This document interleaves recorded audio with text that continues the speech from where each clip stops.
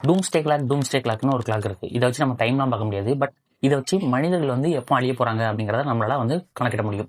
அதாவது இதுல வந்து மிட் நைட் 12 அப்படின்னு காட்டிச்சுன்னா அவ்வளவுதான், சோழி முடிஞ்சிருச்சு, மனித இனம் வந்து அழிய போகுது அப்படின்னு நம்ம வந்து ப்ரெடிக்ட் பண்ணிக்கலாம். இப்போ வந்து கரெக்டா 12 ஆகிறதுக்கு 85 செகண்ட்ஸ்க்கு முன்னாடி இதை வந்து ஃபிக்ஸ் பண்ணியிருக்காங்க. அப்படின்னா என்ன அர்த்தம்னா, இந்த ஒட்டுமொத்த மனித இனமும் அழிய போகுது, அதுக்கான வாய்ப்புகள் நிறைய இருக்கு அப்படின்ட்டு ஒரு வார்னிங் கொடுக்குறாங்க. இதை எதை வச்சு ப்ரெடிக்ட் பண்றாங்க அப்படின்னு கேட்டீங்கன்னா, ரீசெண்ட் டைம்ல நம்ம வந்து வாட்டர் கிரைசிஸ்னு நம்ம நிறைய கேள்விப்பட்டிருவோம். பட் அதெல்லாம் தாண்டி அப்டேட் ஆகி இப்போ வாட்டர் பேங்க் போயிட்டோம். எப்படி நம்ம வந்து பேங்க் வந்து திவாலாயிடுச்சுன்னு சொல்றோம்ல, அந்த மாதிரி வந்துட்டு இந்த வாட்டர் வந்து திவாலாயிட்டு இருக்கு அப்படிங்கிறாங்க.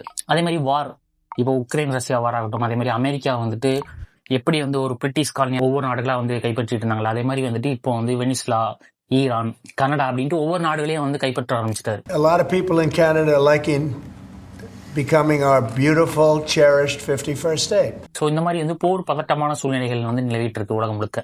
இந்த டைம்ல தான் வந்து என்னன்னா நியூ ஸ்டார்ட் ட்ரீட்டி அப்படின்ட்டு ஒரு ஒப்பந்தம் இருக்கு. அதாவது அமெரிக்காவும் ரஷ்யாவும் சேர்ந்து போட்டுக்கிட்ட ஒப்பந்தம். இந்த ஒப்பந்தம் படி புதுசா வந்து எந்த ஒரு அணு ஆயுதமும் உற்பத்தி பண்ணக்கூடாது, அதே மாதிரி அணு ஆயுத சோதனையும் நடத்தக்கூடாது அப்படிங்கிறது மீனிங்.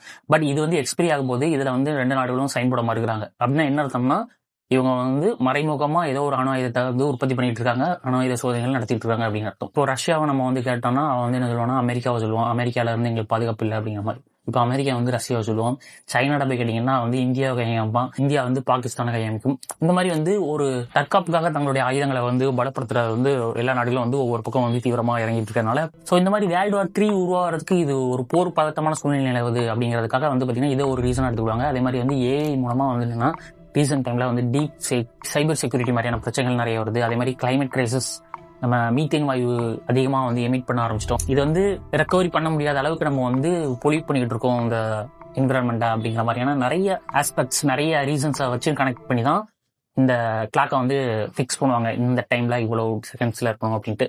இது வரைக்கும் வரலாற்றிலேயே வந்து இதான் வந்து பாத்தீங்கன்னா க்ளோசஸ்ட் டு மிட் நைட் 12 அப்படிங்கிறாங்க.